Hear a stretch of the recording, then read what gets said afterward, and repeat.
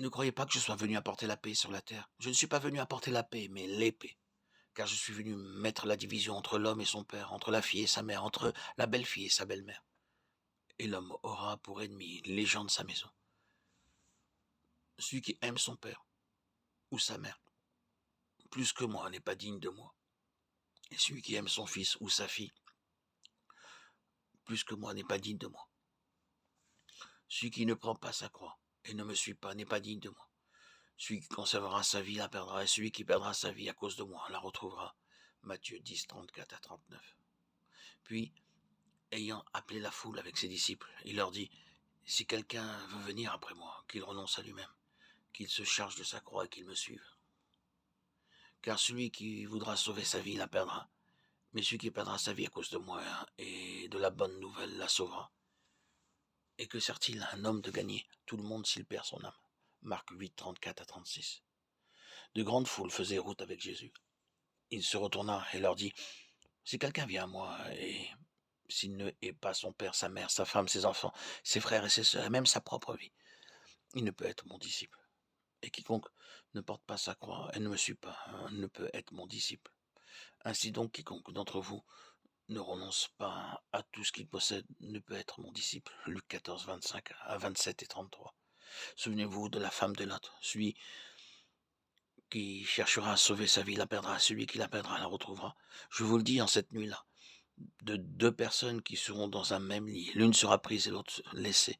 De deux femmes qui moudront ensemble, l'une sera prise et l'autre laissée. De deux hommes qui seront dans un champ, l'un sera pris et l'autre laissé.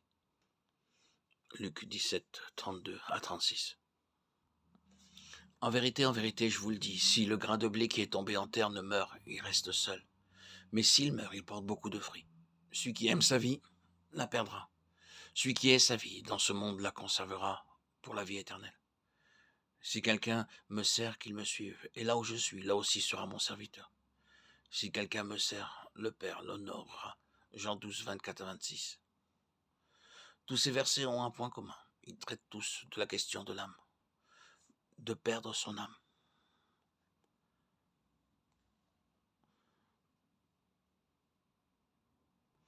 Cette âme dans laquelle se trouve le problème. Avant d'examiner ces passages, nous devons savoir que ce message n'est pas nouveau. Bien que des serviteurs éminents qualifiés l'aient apporté avant nous, c'est un message très impératif dans ses exigences. Ce qui nous a valu d'être qualifiés d'exclusifs, de sélectifs et de particularistes. On ne peut pas l'éviter, mais cela fait un tort considérable dans le peuple de Dieu et beaucoup de chrétiens sont mis à l'écart. Cependant, nous dispensons ce message tel que Dieu nous le donne. Considérons la parole selon Éphésiens chapitre 1 pour décrire cet aspect. Cet épître nous parle de la révélation qu'a reçue l'apôtre concernant l'Église. Nous lisons versets 4 et 5. En lui, Dieu nous a élus avant la fondation du monde, pour que nous soyons saints et irréprochables devant lui. Il nous a prédestinés dans son amour à être ses enfants, ou ses fils d'adoption, par son Fils Jésus-Christ, selon le bon plaisir de sa volonté, pour célébrer la gloire de sa grâce, dont il nous a favorisés dans le bien-aimé. Nous devons remarquer d'après ce verset 4, en lui, Dieu nous a élus avant la fondation du monde, c'est-à-dire bien avant la création, dans des temps que l'on ne peut situer. Pourquoi Dieu nous a-t-il élus dès les temps éternels?